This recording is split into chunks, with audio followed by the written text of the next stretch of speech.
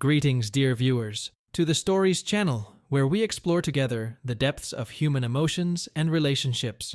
Today, we continue our journey through the world of love, but in a different ending, which, as for me, is more touching and heartbreaking.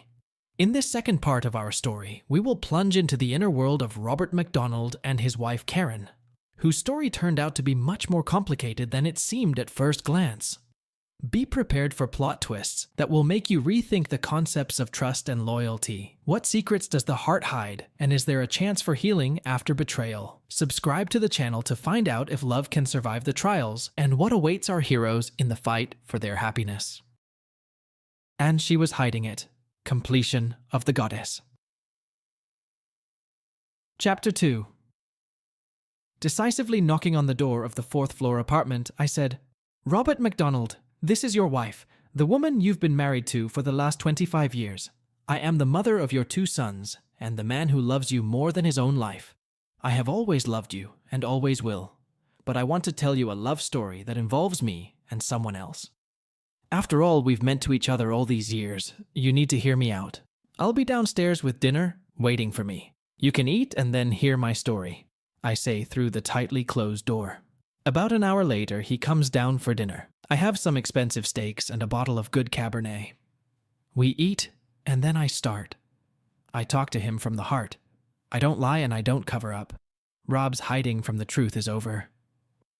I met a wonderful man who was there for me when I needed him. First, he helped me in terms of my feelings when I was in a terrible situation, and then he took care of my kids and me when I was alone. I begin. I sat silent while Karen told me the whole story, how she had become dead set against me after the birth of our second son, how she had met Philip, and how he had awakened new feelings in her. She left nothing to the imagination.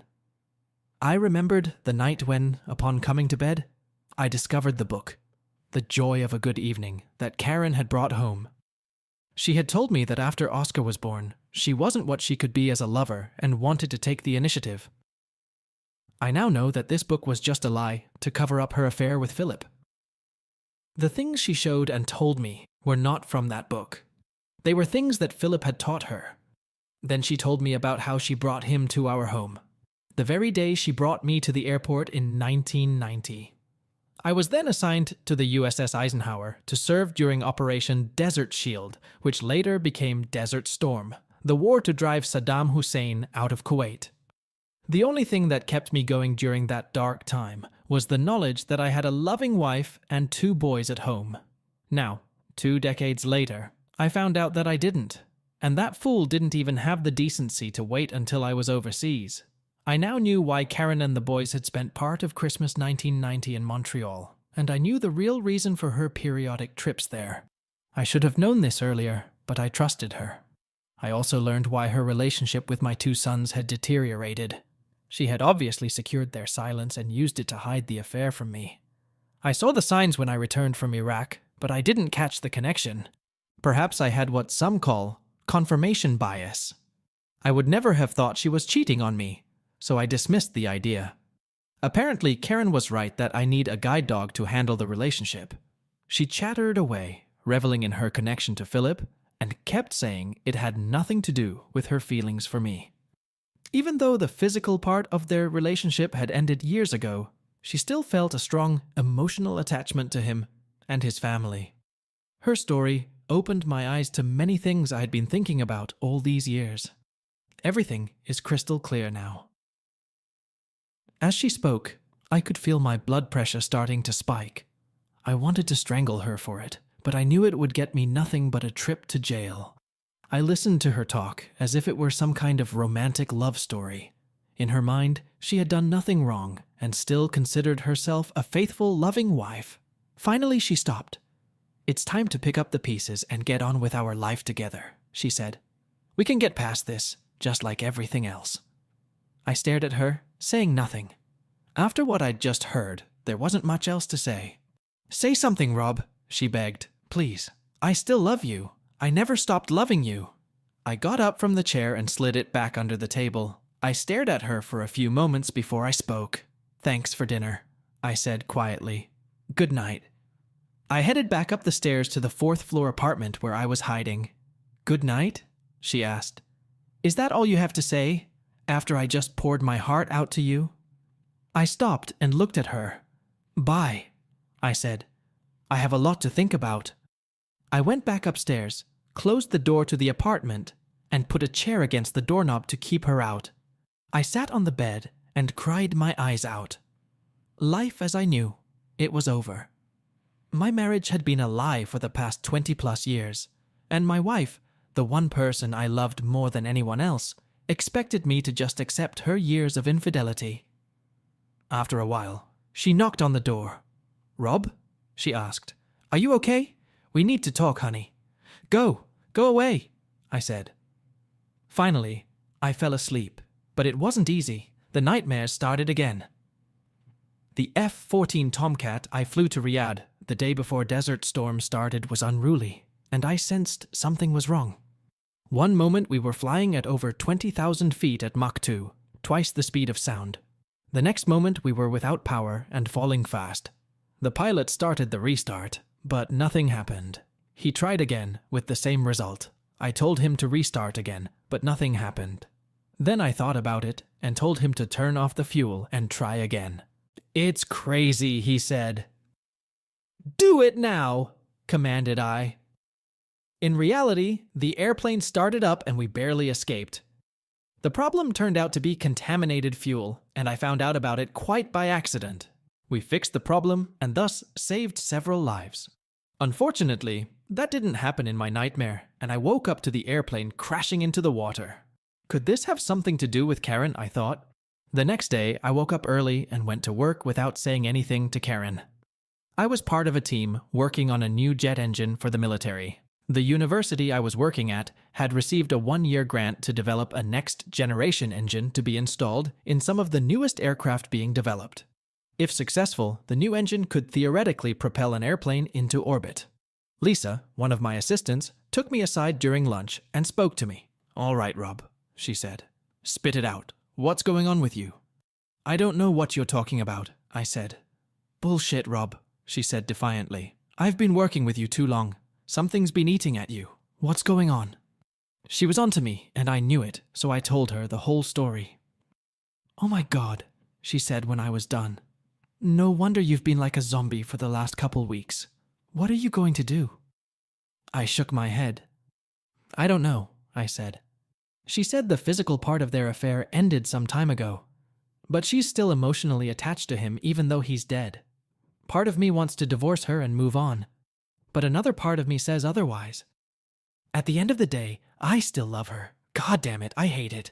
What would you do? If I were her, I'd throw her out the door as soon as she admitted it, Lisa said. But that's just me. You need to pull your head out of your ass and deal with it. Stop analyzing it like a jet engine and deal with it. Do you think that's what I'm doing? I asked. Overanalyzing the situation? Of course, she said. You always do, but it's not something you can break down into a series of equations. What does your intuition tell you?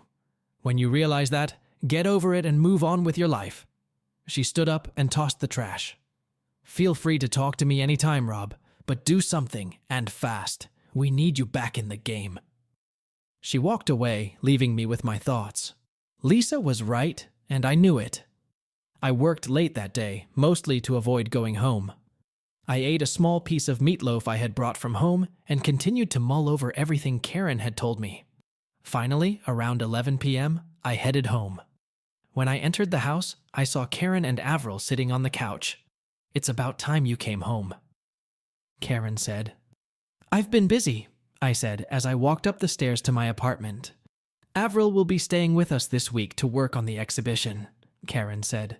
She had told me the night before that they were planning to organize an exhibition of Philip's work in one of the major art galleries in the city. The exhibition was to start early next year, and they planned to take it around the world. Never mind, I said. And just so you know, we intend to make my portrait the centerpiece of the exhibit, she said. I stopped and looked down at her. What? I asked. Not only have you been tumbling around with that asshole while I'm at war, in front of our kids no less, but now you're going to rub my nose in it by showing this thing to the world?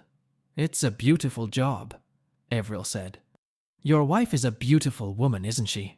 You should be proud to show her off to the world. I shook my head. Proud?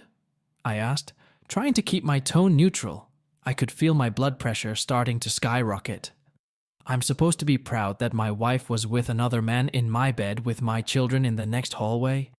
And now I'm supposed to be proud to let her wipe my nose with her infidelity for the whole world to see? Are you out of your mind? Please, Rob, Karen began. Get away from me, both of you, I said. You're making me sick.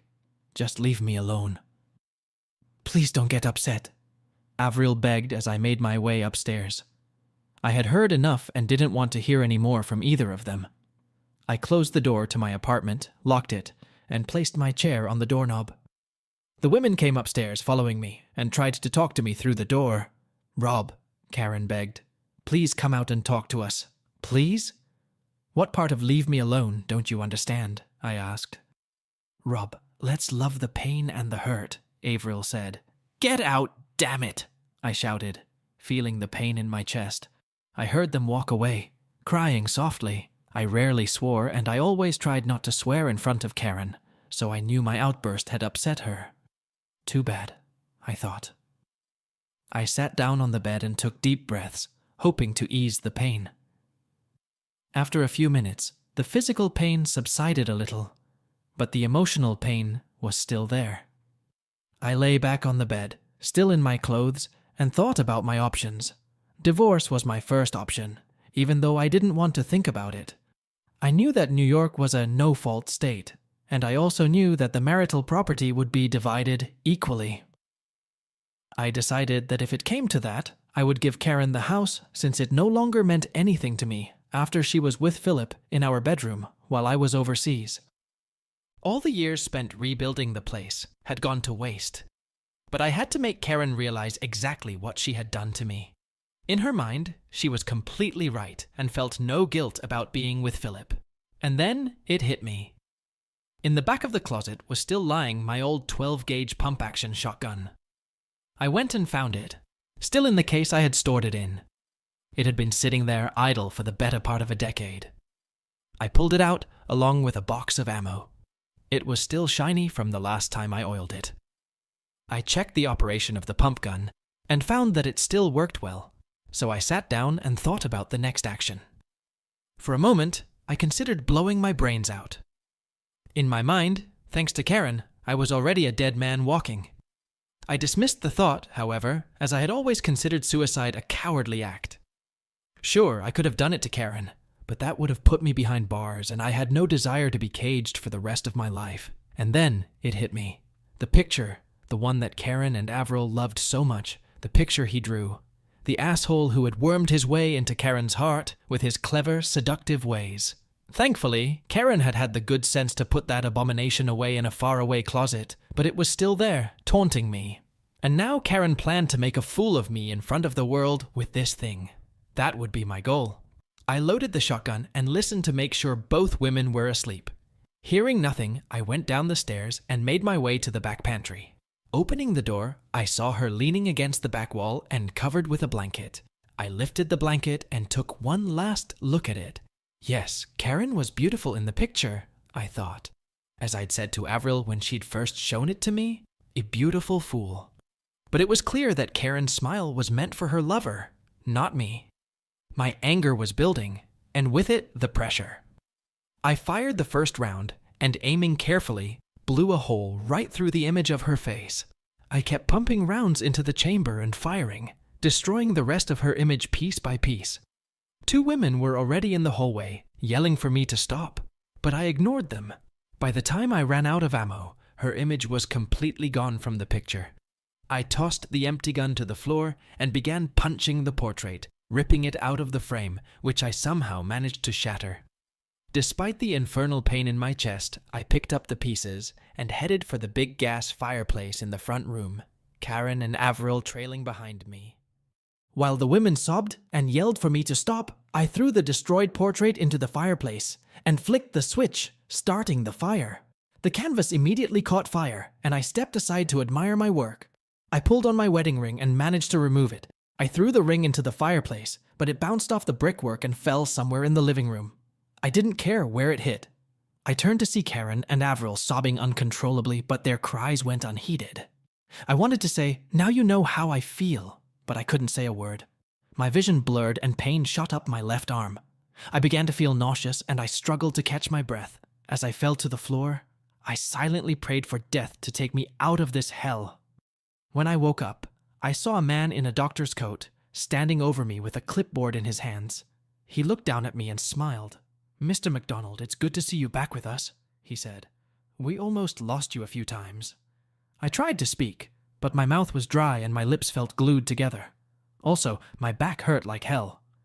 "It's okay," the doctor said. "Just relax. Don't try to talk yet." He pointed to someone out of my field of vision, and I fell asleep again. When I woke up later, I found a nurse in my room. I got her attention and tried to explain that my mouth was dry. She gave me a crumb of ice to suck on, and I was finally able to say something. "My chest hurts like hell," I tried to say. She nodded her head, letting me know she understood what I meant. "It's all right, Mr. MacDonald," she said. "They gave you CPR, so your chest will be sore for a while." She gave me another ice chip, and I savored it as long as I could. She put something into my IV, and I started to drift off to sleep again. When I woke up, I found the doctor back in the room checking my vitals. Karen and Avril were also in the room, sitting on a couch under a window that overlooked the city. The doctor examined me before he spoke. "How are you feeling, Mr. MacDonald?" he asked. "My chest hurts like hell," I said, sucking on an ice chip and trying to moisten the inside of my mouth. The doctor nodded his head. "That's normal," he said. "The paramedics had to give you CPR and hit you several times with a defibrillator. Your chest may hurt for a while." He checked my blood pressure and pulse before sitting down next to me. "How are you doing?" "What do you mean?" asked I. "To begin with, we didn't find any signs of blockage," he said. "But we did notice that your heart had changed shape." He displayed an X-ray image on the viewing device in the room, then placed another next to it. He pointed to the second image. "This is an X-ray of a normal heart," he said. "And this one is yours," he added, pointing to the second one. I had to admit that they looked quite different. Mine resembled something like a pot lying on its side, one half of which was bulging. "I've read about it, and frankly, I've only seen it in a few patients," he said. "It's called Takotsubo cardiomyopathy, or a weakening of the heart's main pumping chamber that usually results from severe emotional or physical stress. It's also called broken heart syndrome." "Tell me, Mr. MacDonald, has anything extremely stressful happened in your life recently? Perhaps the loss of a loved one?" Karen started sobbing when the doctor said this. He looked at her for a moment, then back at me. "Perhaps I should ask one of our counselors to speak with you," he said. "Is he going to be okay, doctor?" tearfully asked Karen. "With proper treatment, I think so, Mrs. MacDonald," said the doctor. "However, his recovery may take a couple months. We've prescribed some medications, beta blockers and aspirin, and we'll see how well he responds to them. We'll know more when a psychologist talks to him. In the meantime, I suggest you do what you can to reduce his stress level." "Thank you, doctor," she said as he left the room. After the doctor left, Karen and Avril walked over to me. I looked at Karen before I spoke. "Why?" wheezed I. "I already told you why I fell in love with Philip," she said. I shook my head and waved my hand, dismissing her words. "No," I said. "Why did you let me live?" Her face turned white. "You already killed me. You should have just let me die." Both women started crying again. "Please, just go away," I said. "You've hurt me enough." "Please don't say that, Rob," Karen said through tears. "Don't you know how much I love you? I'm going to die without you. I'll come back, Rob, and I promise I'll make things right. Please don't hate me." By this time, one of the nurses had entered the room, accompanied by another woman dressed in a medical gown. The nurse escorted Karen and Avril out of the room and closed the door, leaving me alone with the other woman. She pulled a chair over to my bed and sat down. "My name is June, Mr. MacDonald," she said. "Dr. June Carstairs. I've been asked to come talk to you to find out what's causing your heart problems. Do you mind if I record this conversation?"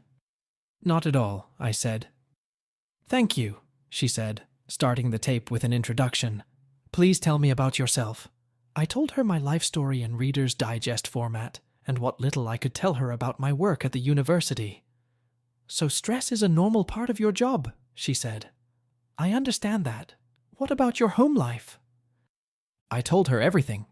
About how Avril had come in with a portrait and dropped a nuclear bomb on what I thought was a relatively secure marriage. I also relayed to her, as best I could, what Karen had told me about her relationship with Philippe Dumonte. She listened in silence, taking notes as I told her, pausing only a few times to ask clarifying questions. I also told her how Karen had planned to use the painting to show me her infidelity.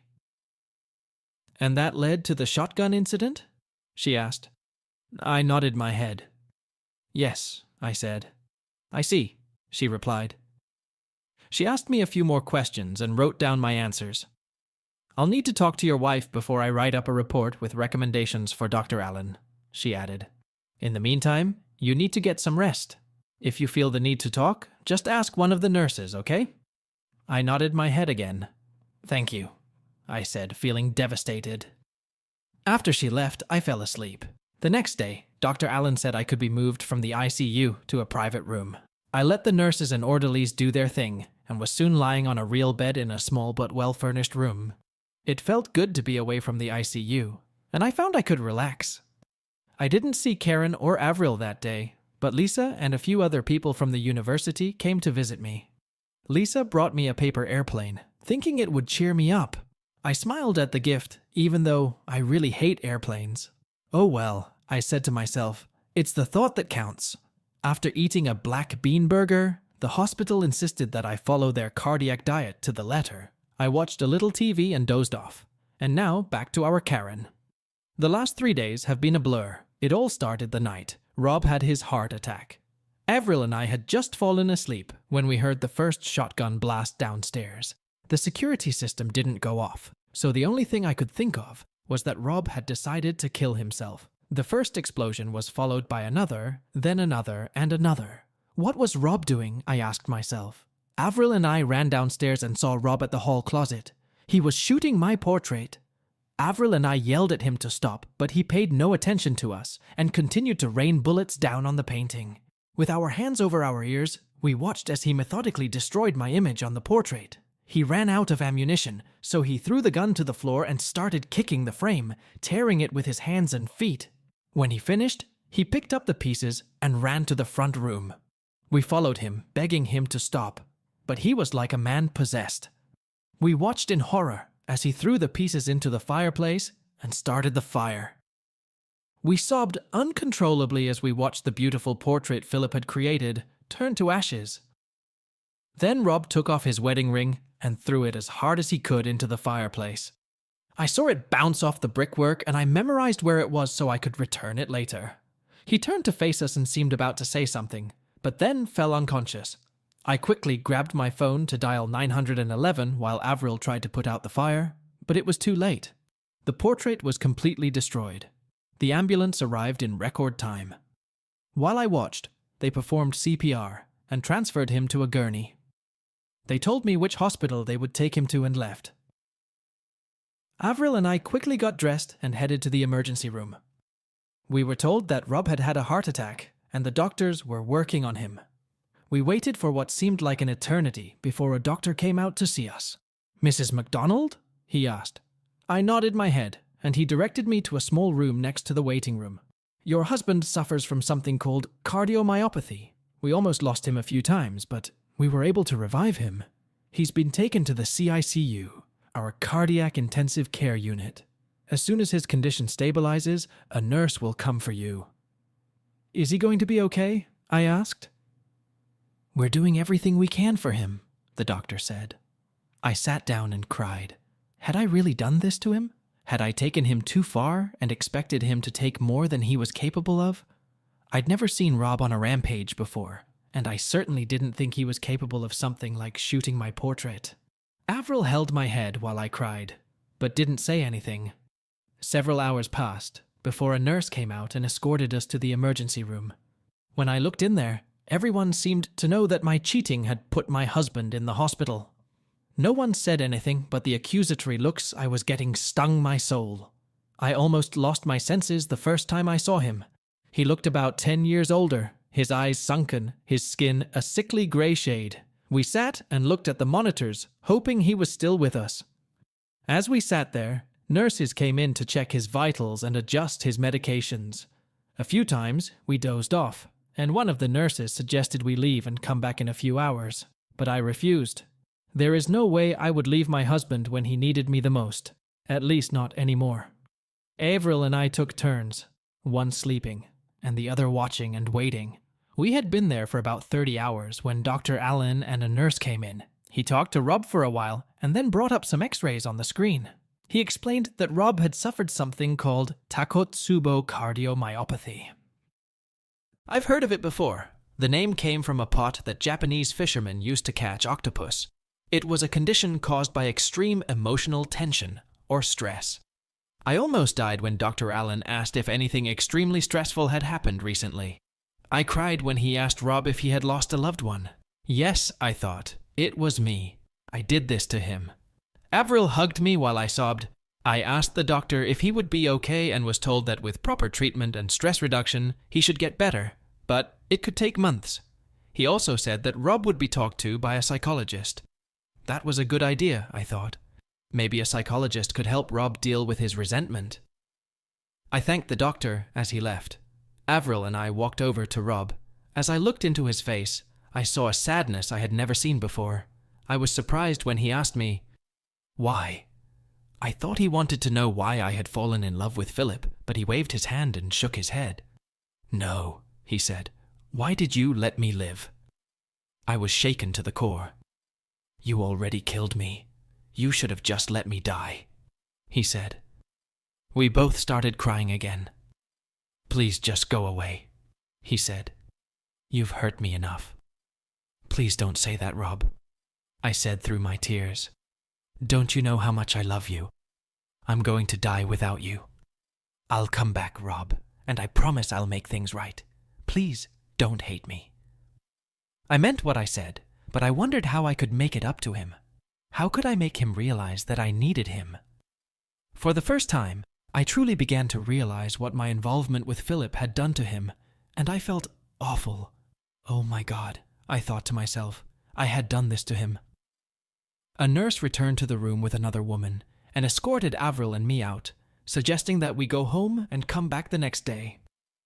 I was in no condition to drive, so Avril drove us home. We showered, ate, and then went to bed, physically and mentally exhausted. Avril was so sweet, so supportive of me. I truly felt lucky to have her in my life at that moment. We lay in each other's arms and fell asleep.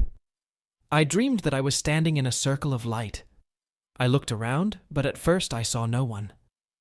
Then several large disembodied heads appeared in my field of vision. I recognized them from the pictures Rob had shown me. They were members of his family. I recognized his father, mother, and some other family members. They looked down at me angrily, disapprovingly. The face that belonged to his father spoke. "You killed him, Karen," the face said. I shook my head. "No," I said. "You don't understand. What Philip and I had was beautiful." "No," Father Face said. "You broke his heart. He loved you with everything he had. He trusted you. And what did you do?" "Please," I begged. "I needed Philip. You don't understand." "I understand perfectly well," Father Face said. "Your husband almost died in that war, but that wasn't enough for you, was it? You plotted, deceived, and deliberately broke his heart. You brought this man into your home. You brought him into your bed. You turned his children against him. You destroyed everything he held dear. You killed him." "No," I begged, crying. "Please try to understand." "You're guilty," said the Father Face, looking at her angrily. "Guilty," the other faces said in unison. "Guilty, guilty." I woke up in surprise to find Avril lying next to me, her eyes open. "Shh," she whispered, pulling me tight against her. "It was just a bad dream. It wasn't real. Go back to sleep." She hugged me as I cried myself to sleep. No matter what she or anyone else said, deep down I knew those faces were right. I was guilty, and a good man almost died because of me. The next morning, I got up, showered, got dressed, and went downstairs. Avril was already up and had made us breakfast. I poured myself a cup of coffee and ate mindlessly. We talked about the exhibition afterward, but my heart didn't lie with her. All I could think about was the look I'd seen on Rob's face the day before. "Your portrait is destroyed," Avril said. "It was supposed to be the centerpiece of our exhibition. What are we going to do now?" I shook my head. "I don't know," I said. "We'll figure something out." Fortunately, our conversation was interrupted by a phone call. It was Dr. Carstairs, and she wanted to talk to me that morning about the events leading up to Rob's heart attack. "We need to get back to the hospital," I told Avril after Dr. Carstairs ended the conversation. "Why?" she asked. "They want to talk to me about what happened," I said as I went upstairs to change. An hour later, we pulled into the hospital parking lot and went to Dr. Carstairs' office. Dr. Carstairs said she wanted to talk to me alone first, so Avril sat back down in the waiting room. "I want to discuss the events that led to the incident with your husband," she told me as she closed the door. "Do you mind if I record our interview?" I shook my head and watched as she pulled out a digital audio recorder and made some notes. When it was ready, she looked up at me. "Please," she said, "start from the beginning." I told her just as I had told Rob how I'd met Philip and how he'd awakened my sensuality. I told her how I'd brought Philip to our house the day Rob left for war, and I left nothing out. I even told her about the events surrounding the painting that Rob had destroyed and how I traveled to Montreal periodically to see my lover. I also told her about how I had persuaded the boys to keep my life with Philip a secret from their father. Dr. Carstairs was very professional and took notes as I spoke. She would make a great poker player, I thought. She showed no emotion as I spoke and refused to do or say anything to indicate approval or disapproval of my actions. She didn't say anything until I was done. "So, do you feel remorse or guilt for your actions?" she asked. "Not at first," I said. "I was still a good wife and mother." "I see," she said, jotting something down in her notes. "And how did you expect your husband to react to your affair?" "I was hoping he could put it behind him," I said. "I thought that after the first of the year we could go to counseling, and he could forget about it and move on with his life. After all, Philip is dead. So, just so I understand," she said, "you've been physically and emotionally involved with another man for decades, even brought him into the marital bed while your husband was overseas and at war, and you expected your husband to just brush it off as if nothing had happened. Is that true?" The way she was explaining it seemed so vile, but essentially she was right. What else could I say? "Well," I began, "that's roughly how I envisioned it." "Has your husband shown violent tendencies before?" the doctor asked. I shook my head. "No, never," I said. "Rob is somewhat shy and introverted. He tends to keep things to himself until he's analyzed everything in his mind. I've never seen him lose his temper." "You mentioned the first number," said the doctor. "Why wait for a consultation? Is there anything special about the first number of the year?" "Avril Dumontet, Philippe's wife, and I are putting together an exhibition of his work," I said. "The portrait that Rob destroyed was to be the centerpiece of the exhibit. I thought we could forget about the past until after the exhibition." "I see," said Dr. Carstairs. "And you intended to flaunt the very picture that proves your infidelity to the world. Is that so?" "Mostly," I said, feeling ashamed.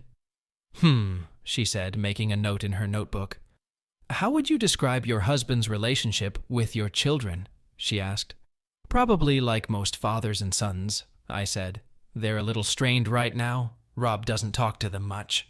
"Did you persuade them to keep your affair quiet?" the doctor asked. "Yes," I said quietly. "And you don't think it might have affected their relationship?" "I didn't think it would work out that way at the time," I said. "And now?" the doctor asked. "I don't know," I said. "One last thing, Mrs. MacDonald," said the doctor.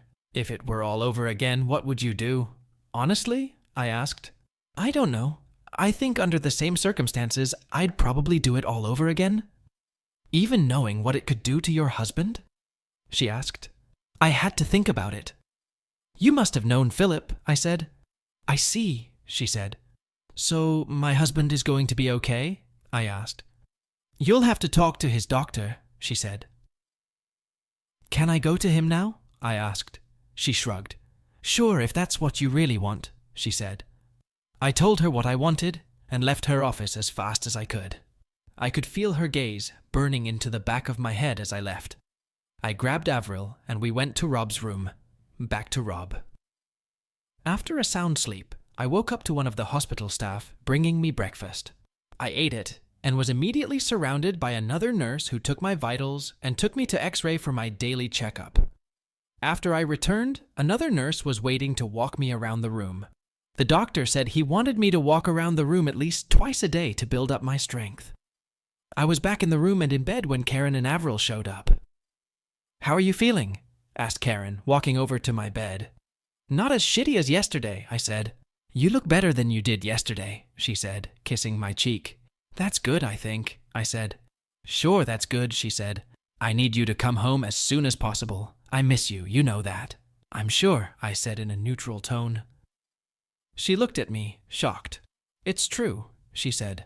I love you and I miss you. I know you probably don't believe me, but it's the truth. You're right, I said. I don't believe you, but I'm still grateful for those feelings. Avril walked over to my bed, angry. How can you say that to your wife? She asked. She cried all night because of you. Because of me? I asked. Please don't insult my intelligence. I wouldn't dare do such a thing, she said. But I have to wonder why you would want to destroy such a beautiful masterpiece. You mean that painting? I asked. Of course, she said. It wasn't a masterpiece, I said. It was just a picture of a beautiful fool painted by her lover to be a constant reminder of her infidelity. The real masterpiece is what Karen and I had before she met your husband. The two of them destroyed that masterpiece, and from what I understand, you helped them. As did the rest of your family, along with my 2 sons. Please don't talk about your wife like that, Avril said, as Karen wiped her eyes. Look at her, she still loves you. Can't you put aside your stupid pride and let her love you? You don't understand, Mrs. Dumonte, I said, deliberately using her married last name. It takes more than love to make a marriage strong. It takes commitment, loyalty, and trust. Karen and I made a solemn vow before God and everyone else to leave everyone else behind until death do us part. I kept my end of the bargain. She didn't. Worse, she lied to me for 2 decades. That may mean nothing to you, but it means everything to me, and Karen knew it. You talk about it like that, Avril said. Because it was, I said in response. You can't forgive your wife's mistake? She asked. A mistake? I asked. A mistake is accidentally leaving milk on the counter overnight, or turning right instead of turning left. What she did goes beyond a simple mistake. She betrayed me in the worst way a woman could. She made a mockery of our marriage. Then she lied to me for 20 years to cover it up, and made our children lie for her. Besides, she doesn't think she did anything wrong. How can I forgive someone who thinks she's as pure as snow in the wind? I shifted my gaze to Karen. Tell me something, dear wife, I said. What would you do if the roles were reversed? Suppose you came home one day and found on the doorstep a portrait of a woman you'd never seen, and found out that I'd been with her for 20 years. Would you just forget about it and expect us to go on with our lives as if nothing had happened? Honestly. You're right, Rob, she said. Honestly, I don't think I could ever forgive you for that. But that's exactly what you want me to do, I said. Let's take it a step further. Suppose I tell you that I want to put this portrait on public display to showcase the woman I cheated on you with. Would you agree to that? No, of course not, she said. And let's just pretend I asked the boys to keep this little affair a secret from you, I said. Would you be okay with that? Hell no, she said. While we're on the subject, let's just say that this woman's family came by and tried to tell you that it's wonderful that I found this amazing woman who helped me in my time of need and suggested that you just suck it up and deal with it, I said. Are you willing to do that? You know that's not true, Rob, she said. But that's exactly what you expect me to do, I said. So, to break it down, what you're saying is that there's one set of rules for you and a different set of rules for me? Isn't that the truth? Please, Karen, be honest with me for once, if you can. Okay, Rob, Karen said with irritation in her voice. You've made your point. Do we have any way forward at all? I honestly don't know, Karen, I said. Will you be able to redraw the last 20 years? Will you be able to prove to me that I can trust you or believe you again? She never had time to answer that question before there was a knock on the door. Hello? A man's voice rang out. May I come in? Come in, I said. Admiral Dan Dickerson poked his head through the door and walked in. The last time I'd seen him was in 1992 when the Ike was headed to Norfolk for maintenance. He was a lieutenant captain at the time. With him were two junior officers, Commander Jack Marlowe and Lieutenant Allison Patrick. Something told me that these men were about as military as our pet cat, but I said nothing. Long time no see, Dan, I said, shaking his hand. You're looking good. What brings you to these parts? We stopped by to see how things were going with the project, and of course, we were worried about you, he said. How are you doing these days? I've had better, I said. By the way, let me introduce you to my wife, Karen, and Avril Dumonte. They shook hands and talked for a while, with Dan telling the ladies sea stories about my time on the Eisenhower. Although I enjoyed the visit, I suspected an ulterior motive. I appreciate you stopping by, Dan, I said, but I have a feeling there's something else going on. What's the problem? Actually, Professor, it is, Lieutenant Patrick said, looking at the two women in the room with me. Would you care to enlighten me? I asked. Of course, Lieutenant Patrick said. It has come to our attention that there is a potential security threat, and that could jeopardize this project. She turned to Karen. For example, your wife had a long-term affair with a foreign national with a reputation as a womanizer. She turned to Avril before continuing. Who, by the way, was married to an avowed communist. The kind of scandal a hostile foreign power might use to blackmail the head of a project like yours. Both Karen and Avril looked down at the floor. You're not suggesting, I began. Dan raised his hand. Nobody's implying anything, Rob, he said. I know you. I know what kind of man you are. It's just the kind of thing that gets tongues moving. Next thing you know, there are calls for a congressional investigation, and you know what can come out of that. Under normal circumstances, we would have to suspend the project until a full risk assessment is completed, Commander Marlowe said. Which, of course, includes a full psychological profile of the team leader who has just suffered a serious medical problem related to his marriage. I knew what that meant, but it could take months, I said, looking at Dan. I know, he said. That's another reason we stopped by today. We stopped by the field house to check on things, and as far as the Pentagon is concerned, you and your team have accomplished your contracted tasks, ahead of schedule and ahead of budget. Don't worry, you and your team will be paid in full, so consider this an early Christmas present. I knew what that meant. The project was no longer in my hands. It would now be completed by military engineers. Lisa, the rest of the team and I were officially out of a job. Another victim of Karen's infidelity. I see, I said. Then I guess you'll need my laptop and access card. Dan nodded his head. Yes, I will, he said. You can pick it up from the house any time, I said. Karen knows where I keep my laptop bag. Dan looked at Karen. We'll be home this afternoon, she said. You're welcome to come by any time. Thank you, Mrs. McDonald. I appreciate it. Dan turned to me. Rob, you did a great job as always, he said. I'm sure we'll be in touch again soon. Get well, you hear? I will, Dan, thank you, I said. They left after shaking our hands and saying goodbye. I waited until the door closed behind them before I said anything. Well, Karen, I said. Do you want to mess up anything else? Rob, I'm so sorry, she said. I had no idea this could happen. I hope you realize that if it had been someone else and not Dan, this whole thing could have been a national scandal, I said. A lot of people have lost their jobs over this. Karen looked like she was about to say something else, but then there was a knock on the door. Dr. Allen poked his head inside before he entered. How are you feeling today, Mr. McDonald? He asked. Better than yesterday, Doc. Thanks, I said. Good, he said. I just wanted to let you know that your tests show improvement, and if all goes well, we'll have you out of here in a day or two. So he's coming home? Asked Karen. No, I'm afraid not, Dr. Allen said. I've read Dr. Carsters' report, and I agree with her opinion that Mr. MacDonald needs rehabilitation in a relatively quiet environment. Everything is in place, and we're just waiting for a room to become available. How long will he be there? She asked. It's hard to say, Dr. Allen said. At least a month. It all depends on how his body responds to the therapy. The most important thing in his recovery is to keep his stress level as low as possible. I hope you understand me. I understand, she said quietly. Dr. Allen said goodbye and left. Karen walked over to me.